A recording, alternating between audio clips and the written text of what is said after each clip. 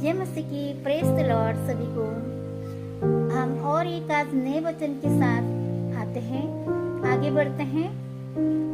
प्रकाशित वाक्य 22 अध्याय और उसकी 12वीं आयत से लेकर अगर हम 12वीं आयत और 14वीं आयत देखते हैं तो परमेश्वर का वचन कहता है, देख मैं शीघ्र आने वाला हूँ और हर एक के काम के अनुसार बदला देने के लिए मेरे पास क्या है, प्रतिफल है। परमेश्वर क्या कहता है कि देख मैं शीघ्र आने वाला हूँ और हर एक के काम के अनुसार प्रतिफल देने के लिए, बदला लेने के लिए मेरे पास क्या है, प्रतिफल है।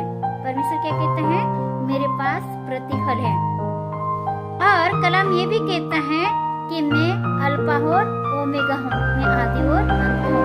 परमेश्वर का वचन कहता है कि मैं अल्फा और ओमेगा हूँ, मैं आदि और अंत हूँ। तो मेरे प्रियो, परमेश्वर अंत समय के बारे में हमें क्या कर रहा है, चेतावनी दे रहा है और कहता है कि मैं शीघ्र आने वाला हूँ। कलाम क्या कहता है, मैं शीघ्र आने वाला हूँ और हर एक के काम के अनुसार बदला लेने के लिए मेरे पास क्या है, प्रतिफल है।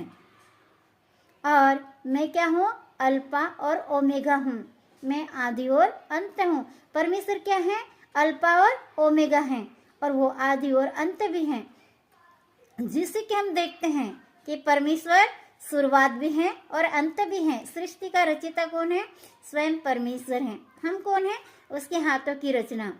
अगर हम जो काम करते हैं, हम जो कर्म करते हैं, तो उसका प्रतिफल कौन देता है, परमेश्वर देता है। अगर हम अच्छा कर्म करते हैं तो हमें अच्छा प्रतिफल मिलेगा। अगर हम बुरा कर्म करते हैं तो हमें बुरा प्रतिफल मिलेगा। इसलिए हमें क्या करना है, हमें परमेश्वर के वचन पर रहना है। हमारा रचयिता कौन है, सर्वशक्तिमान परमेश्वर है। और परमेश्वर वचन कहता है 14वीं आयत में, क्या है धन्य है मनुष्य जो अपने वस्त्र धो लेते हैं, उन्हें जीवन के वृक्ष के पास आने का क्या मिलेगा, अधिकार मिलेगा। क्या ही धन्य है जो मनुष्य जो अपने वस्त्र धो लेते हैं, उनको जीवन के वृक्ष के पास आने का क्या मिलेगा, अधिकार मिलेगा।